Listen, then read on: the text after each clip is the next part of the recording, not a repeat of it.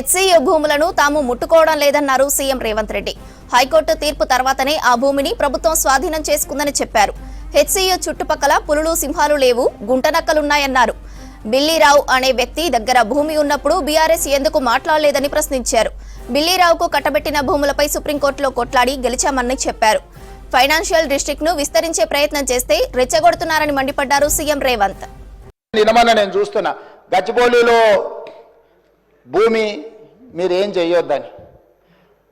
అధ్యక్ష, దాదాపుగా 25 సంవత్సరాలు అనుకుంటా, 25 సంవత్సరాల క్రితం బిల్లీరావు అనే వ్యక్తికి, ఒక ప్రైవేట్ వ్యక్తికి, ప్రైవేట్ సంస్థకు ఆ భూమి కేటాయించారు.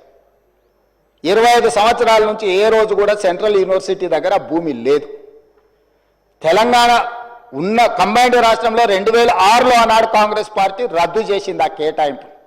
అక్కడి నుంచి కోర్టు కేసులు జరిగినాయి. 2014లో తెలంగాణ రాష్ట్రం వస్తే 2024 వరకు 10 సంవత్సరాలు గత ప్రభుత్వం బిల్లీరావు నుంచి భూమి గుంజుకోలేదు. అధ్యక్ష, నేను వచ్చిన వెంబడే సుప్రీంకోర్టు వరకు వెళ్ళి కొట్లాడి ఒక ప్రైవేట్కు ఐఎంజీ భారత్ అని ఒక ఫేక్ కంపెనీకి కేటాయించిందని ఆరోపణలు ఎదుర్కొంటున్న భూమిని సుప్రీంకోర్టులో కూడా కేసు గెలిచి ఆ భూమిని వెనక్కి తీసుకొని ఆ భూమిని ఈరోజు మనం అభివృద్ధిలో భాగంగా టీజీఐఐసి కేటాయించి అక్కడ ఐటీ కంపెనీలు, ఇతర పరిశ్రమలు రావడానికి అవసరమైన లేఅవుట్ చేయండి అని చెప్పి ఈరోజు ఒక అభివృద్ధి కోసము ఒక కాంక్రీట్ ప్రపోజల్తో ముందుకు వస్తే ఈరోజు అక్కడ ఏదో రిజర్వ్ ఫారెస్ట్ ఉన్నట్టు, రిజర్వ్ ఫారెస్ట్లో అత్యంత ఏమంటారు జీవరాశులు ఉన్నట్టు, జింకలు, పులులు, సింహాలన్నీ ఆనే ఉన్నాయి అన్నట్టు.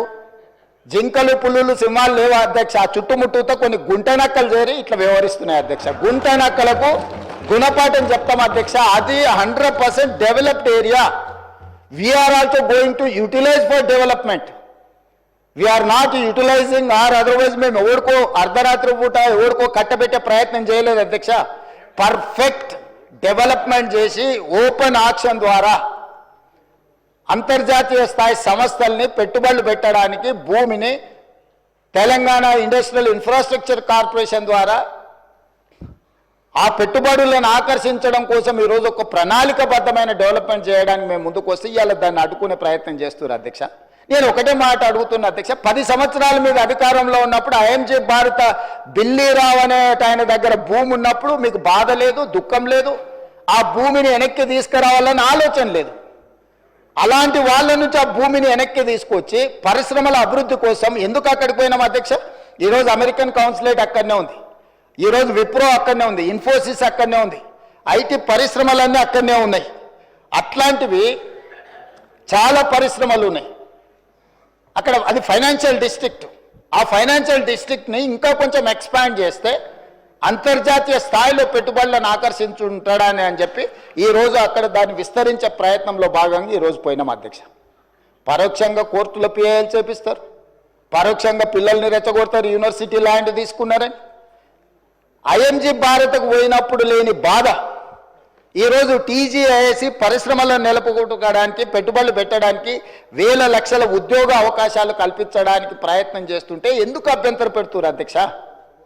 ఎందుకు అంటే ఇంత సింపుల్ లాజిక్. అంటే రేపు పొద్దుగాల మీరు ఏ పరిశ్రమల కోసం భూమి సేకరించరా? ఏ రోడ్ల కోసం విస్తరించడానికి మీరు భూములు సేకరించరా?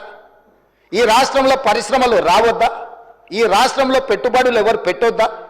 ఈ రాష్ట్రంలో చదువుకున్న నిరుద్యోగులకు ఉద్యోగ ఉపాధి అవకాశాలు ఇవ్వొద్దా? యూనివర్సిటీకి ఏం సంబంధం అధ్యక్ష భూమి? ఆ భూమి ఐఎంజీ భారత్ అని బిల్లీరావుకు కట్టబెట్టిన భూమి 25 సంవత్సరాల తర్వాత ఈ ప్రభుత్వం ఏర్పడిన తర్వాత, ప్రజాప్రభుత్వం ఏర్పడిన తర్వాత సుప్రీంకోర్టులో కొట్లాడి వేల కోట్ల రూపాయల భూమిని వెనక్కి తెచ్చింది నేను అధ్యక్ష. సుప్రీంకోర్టులో ఉద్దండులైన న్యాయవాదులను పెట్టి వాదింపజేపించి సుప్రీంకోర్టులో గెలిచి ఆ భూమిని వెనక్కి తీసుకొని ఈరోజు ఎవరికో అర్ధరాత్రి పూట కట్టబెట్టకుండా పరిశ్రమలు, ఐటీ పార్కులు చేయాలని, మల్టీ జోను మిక్స్డ్ యూజ్ కోసం చేయాలని చెప్పి ఒక మంచి ఉద్దేశంతో వస్తే దాన్ని కూడా అడ్డుకుంటారు. లేకులు రాక్లు ఉన్నాయేంటివి? లేకులను రాక్లను ఆక్రమించుకున్నది ఎవరు? ఎందుకు ఇవన్నీ వీళ్ళు ఈరోజు అడ్డం పడుతున్నారు ఏంది అనేది నేను అది ఇంకో సందర్భంలో వివరాలు చెప్తా అధ్యక్ష.